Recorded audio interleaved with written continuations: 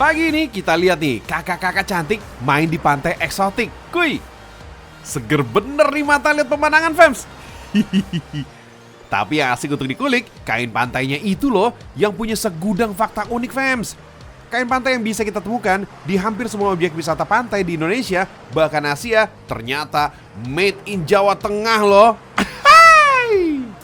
Tepatnya di Dukuh Nusupan, Desa Kadokon, Sukoharjo, Solo, Jawa Tengah. Di sini nih, kain pantai dengan beragam warna dan motif yang khas dibuat.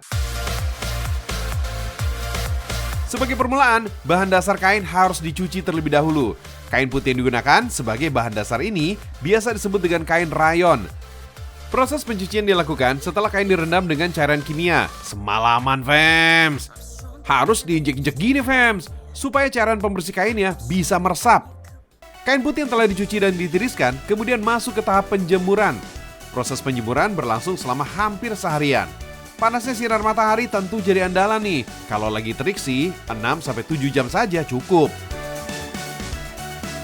Oh ya, di sini ada beberapa jenis ukuran bahan yang akan diolah menjadi kain pantai. Dari potongan-potongan pendek hingga yang ukuran panjangnya mencapai 200 meteran juga ada. Wah, berarti 2 kali lipat panjangnya lapangan sepak bola loh. Wih, ngeri fams. Dari banyaknya teknik pewarnaan dan pembuatan pola kain pantai di sini, salah satunya dengan cara seperti ini nih. Menggunakan alas plastik pada lantai, kain yang telah diberi pola dan warna dasar kemudian disusun secara memanjang. Susunan kain ini kemudian dikerutkan dengan cara diulir atau digulung sedikit dengan jari. Pada tahap pewarna yang kedua ini, intensitas warna yang dipergunakan harus lebih tebal ketimbang warna dasar. Bukan tanpa tujuan, fams. Kerut-kerutan yang dibuat sepanjang kain inilah yang nantinya akan membentuk pola pecah-pecah pada kain. Dengan pewarnaan kedua yang lebih tebal ini, gradasi warna pada kain akan lebih terlihat, fams. Biasanya sih, kain-kain ini akan didiamkan selama 1 atau 2 malam sebelum dijemur kembali. Selain cara tadi, teknik sablon atau cetak saring juga dipergunakan dalam membuat pola dan pewarnaan kain pantai, fams. Ada beragam versi tentang sejarah penggunaan teknik sablon pada kain. Konon, pada tahun 960-an Masehi, sejarah teknik pencetakan atau sablon ini mulainya di Tiongkok secara sangat sederhana pada media kertas. Menggunakan layer atau cetakan seperti ini, bahan dasar kain akan bisa dikreasikan sesuai pola atau pesanan yang diinginkan. Cukup sesuaikan posisinya pada rel yang terbentang sepanjang kain di atas papan. Beres!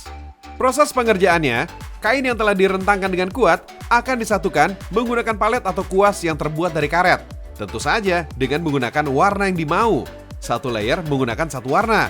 Kalau mau lebih dari satu warna juga bisa kok, tinggal ganti layernya aja. Kemudian, kain hasil cetakan sablon ini akan diangin-anginkan seperti ini nih, supaya tintanya mengering sebelum masuk ke proses selanjutnya.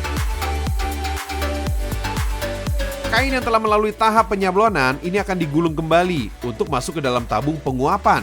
Proses ini berlangsung selama sekitar 10 menit. Dengan di-steam atau diuap dalam suhu sekitar 150 derajat Celcius inilah, warna dan motif pada kain akan semakin indah, awet, dan tahan lama.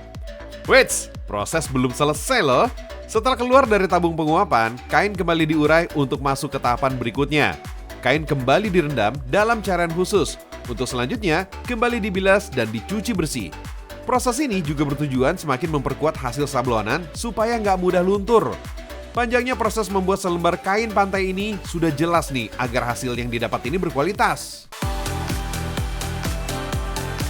Nah, ini dia nih penampakan kain pantai yang telah melalui rangkaian proses atau tahapan yang panjang. Proses penjemuran terakhir ini kembali harus dilakukan selama seharian, sekitar 6-7 jam jika cuaca terik. Ada cara mudah nih, supaya kain basah yang sudah jadi nggak kotor kena tanah. Caranya, cukup ulur kain hingga memanjang di atas beberapa bilah bambu. Nah, kalau udah terbentang, tinggal tarik aja nih kain-kainnya ke bawah. Mudah kan? Waduh, jangan marah-marah gitu dong, Bu. Masa kain yang udah capek-capek dibuat melalui proses panjang malah disobek-sobek gitu sih? Hehehe, jangan salah sangka dulu, fams. Emang begini nih cara termudah untuk memotong kainnya. Kelihatannya sih kayak nyobek asal-asalan ya, fams. Tapi ternyata semua sudah ada ukurannya.